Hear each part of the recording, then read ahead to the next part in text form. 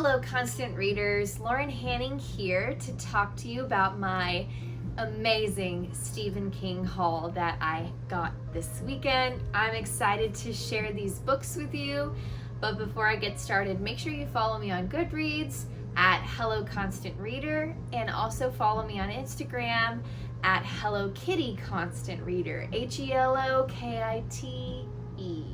No. HELOKITIE Constant Reader. Also, let me know if you've read any of the Stephen King books that I bring up today, and what are your favorite Stephen King books.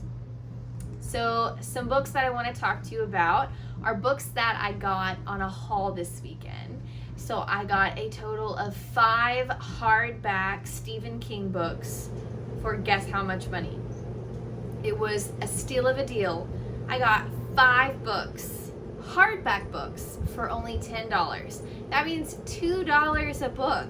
That's a really, really good deal. If you go to like half price books and you buy used books, usually you pay about $10 for one hardback book. So I was super excited when I saw this deal on Facebook Marketplace, and it was a steal of a deal, like I said. The first book that I got was Needful Things by Stephen King.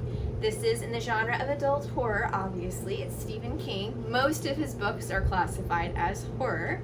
And this is actually a book that I have read before. Let me show you my sad copy. The title page got ripped off. It was just really used. Like, it's literally, the pages are turning dark.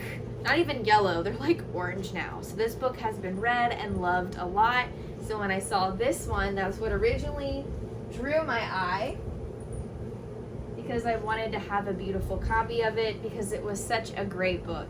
I read this book 2 years ago in 2018 and gave it 5 stars. Let me tell you about the book.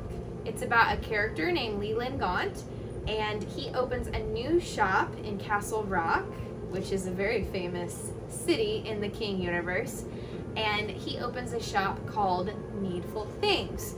And whenever someone goes to the shop, it seems like there is an item in the shop that they desperately need to have. And Gaunt doesn't ask for money in return. Instead, he requests that they do an innocent prank on a neighbor or somebody who lives in Castle Rock. And at first it kind of just seems like there's not a big deal behind the pranks, until it slowly starts to unveil a lot of the deep, dark secrets that people have been hiding from one another. And everything kind of spirals out of control until it's neighbor on neighbor in this scary, horrific, bloody battle within Castle Rock. And people are just going at each other because of all the drama that's been uncovered. And Sheriff Alan Pangborn is the sheriff at the time of this book. He's also in The Dark Half, which is another Stephen King book, and he's the one who suspects Leland Gaunt is behind all of these pranks. So I gave it 5 stars. It was a really great read. It's a thick book. It's, I think, almost 800 pages long.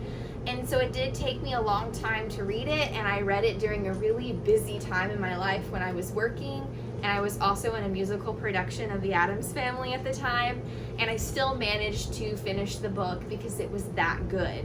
So if you're worried about finishing it, I definitely don't think you'll have a problem. It's definitely not one of his more popular works, but I definitely still think it's a 5-star book. Definitely worth a little more hype than it tends to get.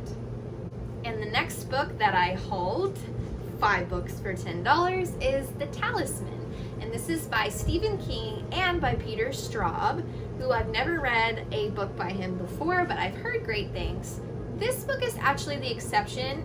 Yes, it's classified as horror, but I actually saw more tags on fantasy, and after reading the summary, it definitely tends to lean more toward fantasy, kind of similar to Stephen King's series The Dark Tower, which a lot of constant readers on their Goodreads review who have read this book say that it kind of reminds them of the series, and even the characters have some connections or parallels, or they just felt very, very similar. So there are 2 books in the Talisman series, This book's about a 12-year-old boy. He's trying to save his mother's life. His father has already passed. The world doesn't make sense. And the boy is trying to travel to America and also travel into another realm. And that's where I think the book gets exciting, because it dabbles with different dimensions, kind of like the Dark Tower series. I'll admit it's not my favorite series in the world, and as of right now I don't have any plans on finishing this series. I think I've read the first 2 or 3 books. I started to read the next book in this series and I couldn't get through the book. It was really long. I think it was I don't want to say the wrong title and it'd be wrong, but I just couldn't make it through it. It was one of the really, really long books, which are like all Stephen King books. So a lot of people said they liked it though, so I did want to give it a chance and see if I like it as well. Insomnia by Stephen King. Clearly, it's about sleep deprivation and all the horrors that go into this. So this book is rightfully so marked in the genre of adult horror, of course. And this is about a recent widow named Ralph who keeps waking up earlier and earlier every night and is slowly losing his mind. The coolest part about the summary is the setting is in a very familiar place to constant readers. It is in the town of Derry, Maine. Whew, so where have we heard that before? Of course, the famous book, It. That is the setting of that story as well. So I was really interested to hear that the settings were the same. It says that this book is when another mean streak runs through the city of Derry. So definitely gave me some chills. This book is the longest book in all of the ones that I hauled, at about 800 pages long. This one is super duper long. So it'll be a big book to tackle sometime down the road. The next book is a collection of short stories by Stephen King called Skeleton Crew, in the genre of adult horror, that the sleeve compares to other authors and even a famous TV series. It compares it to Edgar Allan Poe works, Lovecraft books, and even the Twilight Zone. And the sleeve kind of says it's like inspired by those things. So some of the main featured stories are some of the following: The Mist, which is about an Earth invasion. That's like the feature story. The Monkey sounds like a scary attic story. Mrs. Todd's Shortcut is about a woman who tells a man about her shortcut to paradise, which, if you know Stephen King book, it's probably not a good shortcut. And Grandma is a story about a young boy, a corpse, and sanity, or losing one's sanity. And then another famous one is The Ballad of Flexible Ballet. Is supposed to be it's supposed to give the reader Gremlin vibes, is what I've heard. So there's actually a total of 23 short stories in this book. So it is very long and it has a lot of good stories to dig in. I've actually seen the reviews pretty divided on Goodreads. A lot of constant readers are kind of disappointed in this one, but there are several who also really enjoyed the stories as well. So it's kind of a hit or miss.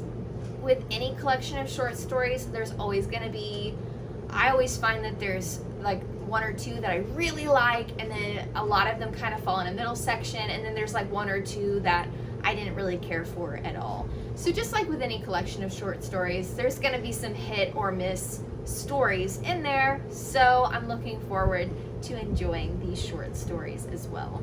The Tommyknockers by Stephen King, also in the genre of adult horror. It's about an invasion of the body, the soul, and the mind.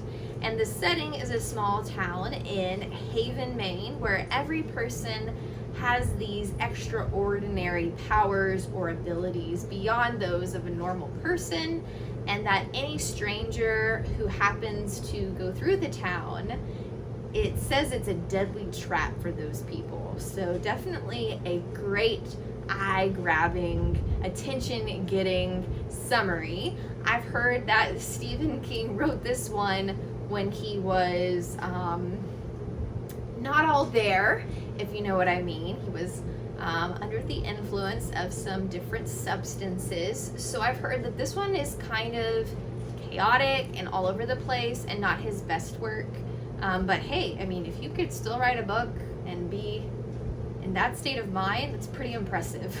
The reviews are definitely a lot lower. A lot of these books are actually not his more famous works, to be honest, and I've read a lot of his more famous ones. I'm going to put a list of all the books that I read on the screen here in a second. We're going to talk about all the books that I have read and all the books that I need to read. So as you know, I'm in that Stephen King book club, and I'm trying to read at least one Stephen King book every month, and I'm eventually going to try to read every single book that he's published. He's published a lot of books. So we'll see what I think about this one. I've still heard that it's a great wild ride of a story. So we'll just have to wait and see what I think about it.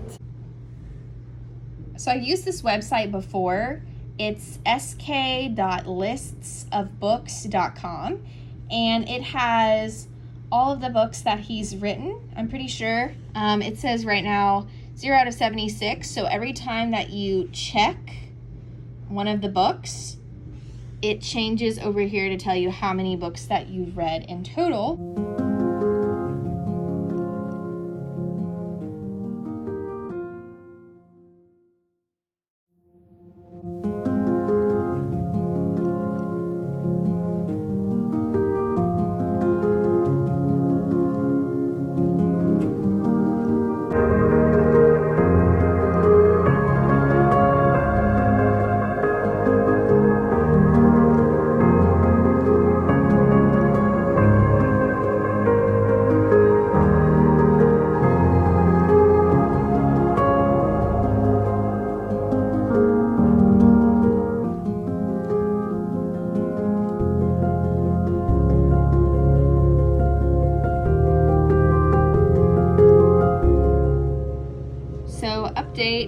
I've read 38 out of 76 books by Stephen King, so I've just about maybe read about half of them almost. So that's pretty good progress, and I only started reading them a few years ago, so I'd say that that's pretty awesome. I mean, for probably a year or two, I only read just Stephen King books because they were just so good. I couldn't put them down. So yeah, those are all the books that I've read. Maybe in a video I can talk about some of them, and it's so weird. Here's a big gap where I haven't read a lot of those books. It's so weird. I'm about to read The Colorado Kid, so there's that one. Definitely have read all his recent books. They're really, really good. And definitely End of Watch is on my list because I've read Mr. Mercedes and Finders Keepers, and End of Watch is the third book in the Bill Hodges trilogy, so that's on my list to read as well. So yeah, I'm excited about all the books that I've read by him. That's a lot more than I had figured I had read. Well, I hope you enjoyed the video and got to learn a little bit more about some Stephen King books and get excited with me. Please follow me on Goodreads, follow me on Instagram, and don't forget to leave me a comment. Have you read any of these Stephen King books? What did you think about them? Let me know in the comments below, and also tell me, what are your favorite Stephen King books? And also, what are you reading in the month of August? Let me know in the comments below, and as always, happy reading, constant readers. I'll see you next time. Bye!